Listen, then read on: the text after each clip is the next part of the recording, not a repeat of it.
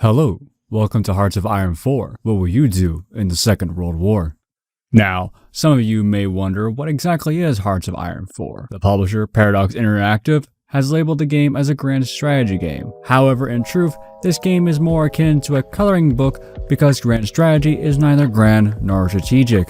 The reason why is because 99% of the time with games in this genre is that they always fall into the cycle of dominant strategy. That's because developers have a hard time trying to improve other methods of strategy such as espionage. And the only real strategy in this game is about being the most cost effective as possible so you can spam your enemies to death. So how do you even play this game? Well, first you must select a country, and before you ask, yes, you can literally play any country in the world at that time period. But user be warned, that doesn't mean anything interesting would happen even on its own. There are three types of countries in this game: Major, Minor, and Luxembourg, because who on earth plays a single province-sized country? It is the smallest country in the entire game. And if you like Dark Souls and strategy or just adore pain, then play Luxembourg. I guarantee you that you will love that challenge. Everyone else, I highly advise playing a major country instead for your first couple of games. Here you have several countries to select from, all of which are totally historically accurate. First up is France. They're grown complacent from being the victors of the Great War. They also have the Maginot Line as a cultural defining trait for some reason. Next is the land of the free and home of the broke, the United States of America. They struggle with recovering with the Great Depression. Don't play them. I say that because their gameplay is worse than watching paint dry. That is because most of the time you're not allowed to participate in anything or what little gameplay there is until a certain point in the campaign if you play on the default settings. If you do not like playing games, i.e. game journalists, then play the United States because it's going to be the easiest way to play the game for the least amount of effort. Third is the United Kingdom. They follow their God King Emperor George V, for he had led them through the trials of the Great War. Long may he reign, and now he's dead. Besides having to deal with the lordship of the Isle and the greater extent the British Empire, you face the challenge of building an army. Perhaps marching all your men in the machine guns during the Great War would impede on the ability to properly fight in the sequel. But hey, why have the subjects of the Empire if you're not going to use them? You can do the British move and call them forth to surrender, or well, rather request volunteers to fight in your stead. Number 4 is Germany. Now, I do have to state, depending on your region, you may not be able to see some content in the game that is already sanitized. Before you ask, no, you cannot do what you're thinking. This is supposedly a strategy game, not a war crime simulator. Your nation boils down to that your people are full of salt and you want revenge, and we'll leave it at that. In terms of gameplay, the entire game relies on you to start the actual game. Meaning if you are in a multiplayer game and you're playing as Germany, you can actually just stop everyone else from playing by simply doing nothing at all. Talking about doing nothing at all, Italy. Basically, you're trying to roleplay as the Roman Empire by invading smaller countries. You also have the largest focus tree in the entire game, the Empire of Japan. In short, you're a militarized society that you will do anything it takes to increase the reach of the Holy Emperor. Sure, foreign powers may disapprove of your affairs. Who are they to disrupt the will of the Emperor? What's that? The United States is getting angry over the supposed war crimes against humanity and other warmongering affairs? Well, teach them to stay out of the way by surprise bombing one of their naval bases, for they shall fear the wrath of the Emperor. Why is the sun really close to the earth all of a sudden? Finally, you have the Soviet Union. You can do no wrong as the Soviets, for you are the supreme leader, Comrade Stalin. Everything you do is for the betterment of the Union. You will never be wrong, for it's everyone else who is wrong, for they do not have a big enough brain to understand that. It is why the Union shall last to the end of time. So what if you don't want to play any of the previous selection? Well, you have the entire rest of the world to pick from.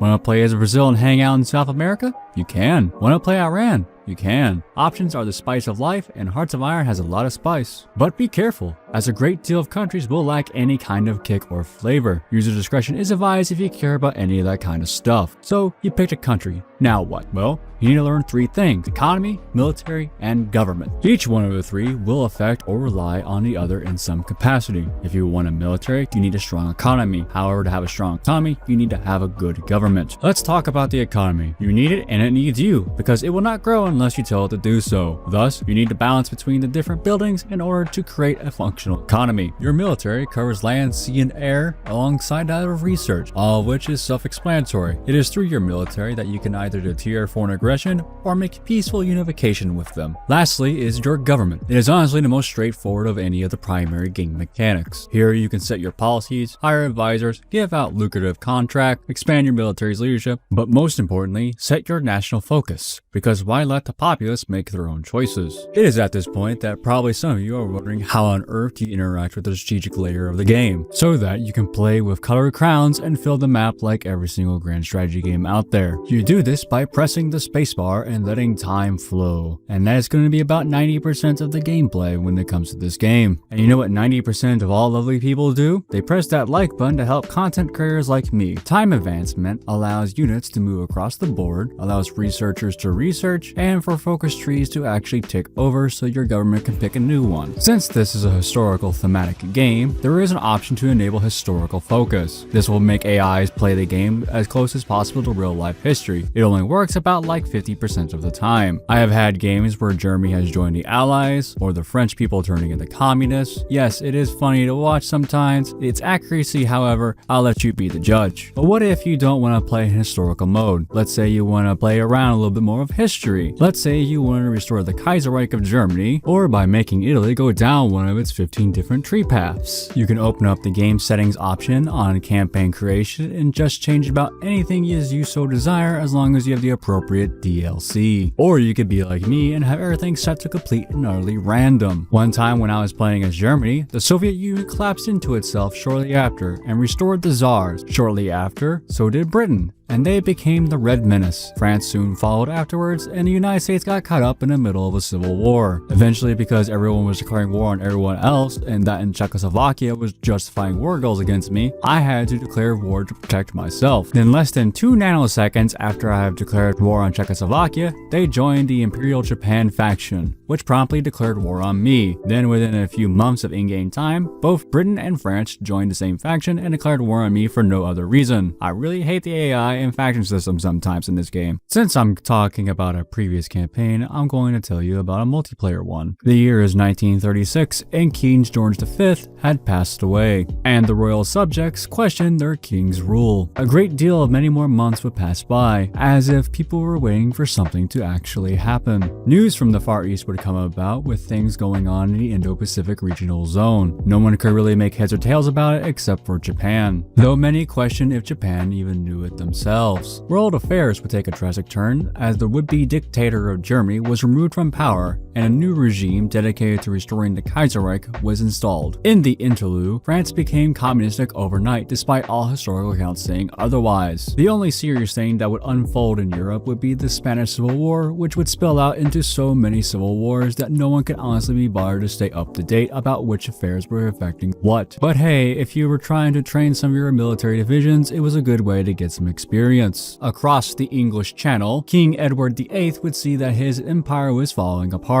The nations abroad wondered if the sun had finally set on the British Empire. It did not though, mostly because we had to turn off day and night cycles because the 1940s get really laggy. The enraged British Crown would seek out to recapture its former holdings, and thus fearing danger in the Atlantic region, the security of former holdings, the British Empire would declare a surprise war against the French communists. With the aid of a newly created T-41A Tonk medium tank, the British Empire would storm across the fields of France in a manner that we later referred to as Lightning War. This in itself would spark several engagements around the world, which would lead Italy to asking to join any faction possible, but they were always refused simply because no one didn't want to hurt the new person. Then after the British Empire had liberated the rest of Europe, they set their gazes across the pond to its former colonies. However, before the Declaration War could actually be declared, Japan said that they had to go to bed because they had to work in the morning. Thus, the nations of the world agreed that they would reconvene for next time. However, next time never came. Since we talked about multiplayer, I want to tell you more about the multiplayer when it comes to the DLC policy by Paradox. You see, whoever holds the most DLC should host, because whoever is hosting,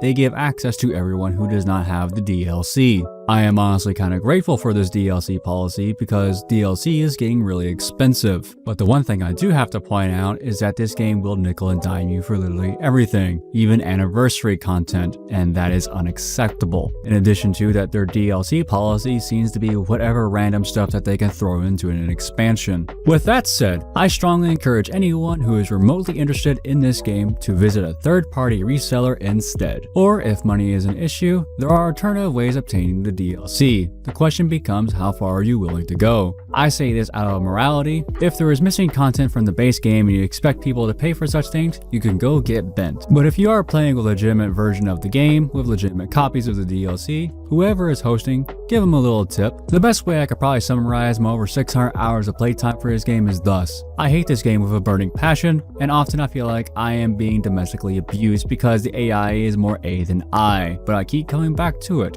again and again. Everything in this game is monetized, and after a while it does really get annoying when it asks for so much money but there's not a whole lot of content. Heck, I won't even buy half this DLC. Now, one thing I would definitely buy is stuff on like the Steam Workshop, which adds massive overhauls to the game and adds unique scenarios such as the Kaiserreich mod. But yeah, in short, this game is that kind of monotonous game that sucks you in, you wonder where all your time went. With that said, I cannot recommend this game to everyone because of several underlying issues ranging from gameplay issues to that of monetary. However, if you got a couple of friends who are willing to play this game, you are in for a little fun ride.